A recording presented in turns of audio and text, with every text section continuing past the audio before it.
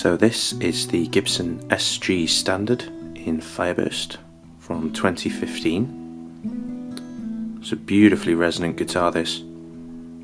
Sounds great as well. And this particular year had a number of premium upgrades, shall we say. And they're more expensive to make these, I would imagine, in 99% certainty, due to these features. And let's have a rundown of this particular guitar and some of those features at the same time. So as alluded to, this guitar's in Fireburst. This particular burst is actually a 4-colour burst. So it starts off black around the perimeter, comes into a very dark brown which can only be seen in certain lighting hues. I've tried to shine a ring light on it here, as you can see. Bursts into a cherry red, as Gibson call it, and then into the amber in the middle. It's a beautiful finish. There's lovely straight graining, very uniform on this example. It's a lovely mahogany body indeed.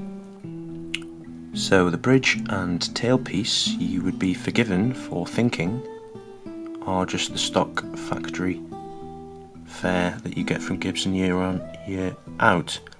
However, not quite the case. The tailpiece is exactly the same, but this has your stock factory Nashville on it, but this one in 2015 came with titanium saddles, which is a very premium appointment, usually reserved for boutique bridges, and usually the ones with the titanium saddles cost an absolute fortune compared to their more traditional counterparts.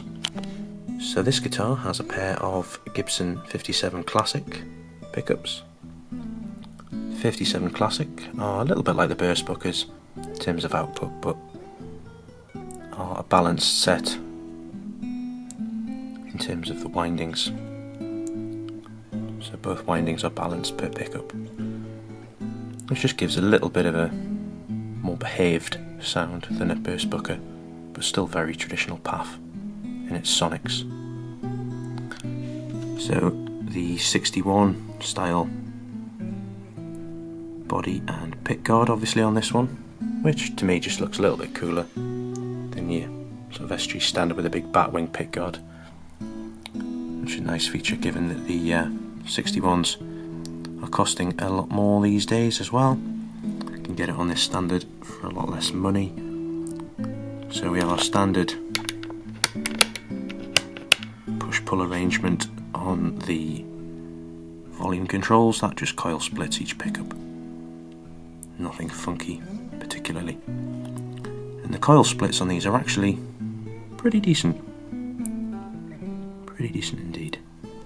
So these are real, genuine mother of pearl trapezoid inlays. This is the first year Gibson ever did this, and only repeated it on the high performance series afterwards.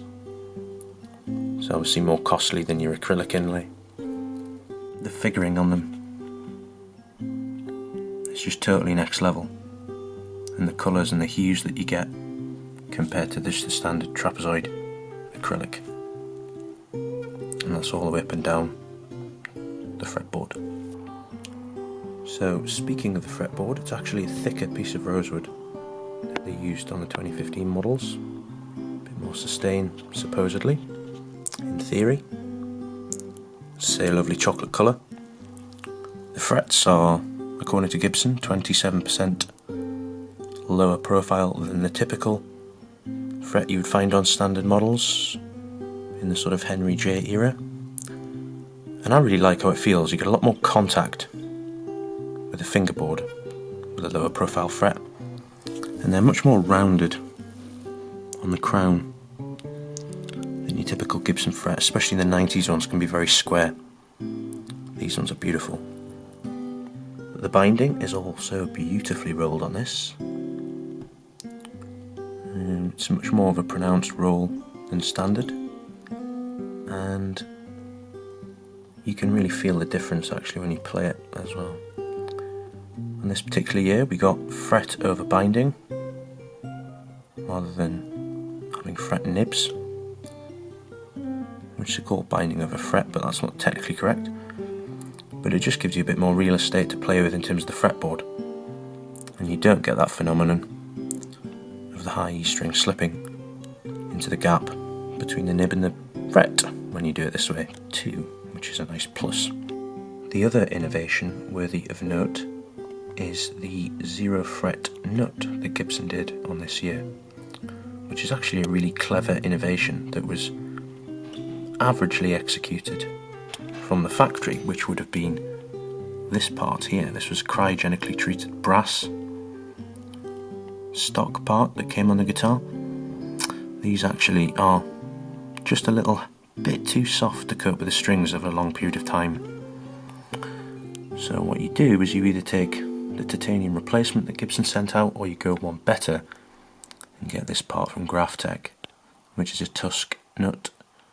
Drops straight in, functions exactly the same, looks traditional, and has beautifully cut string slots that are properly angled per string. So this is now way more stable tuning wise than even your typical standard fare Gibson Corian nut. On the headstock you can see the unique for 2015 Les Paul 100th anniversary silk screen, which is a Les Paul signature. The Gibson Mother of Pearl logo as per usual, and the eagle-eyed amongst you will spot that this does not have the Tronical G-Force tuning system on anymore. What it actually has on is a set of deluxe style Schaller tuning keys. These are made in Germany.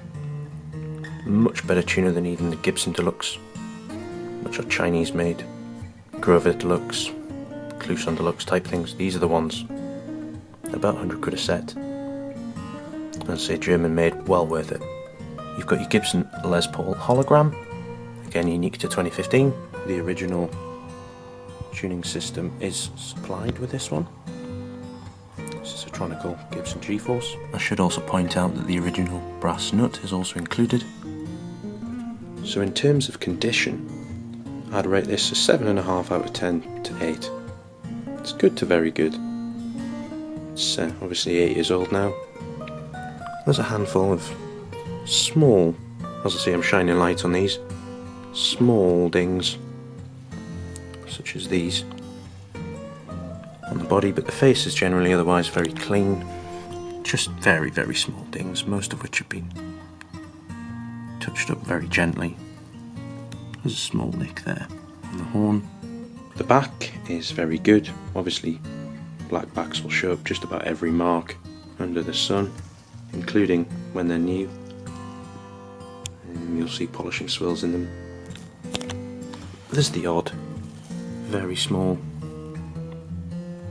mark here and there, but only a couple.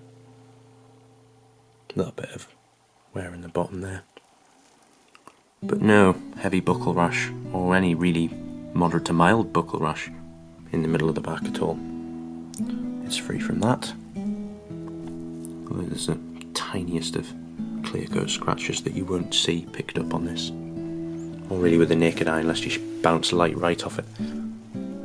The back of the neck is in beautiful condition. The headstock too, in lovely condition.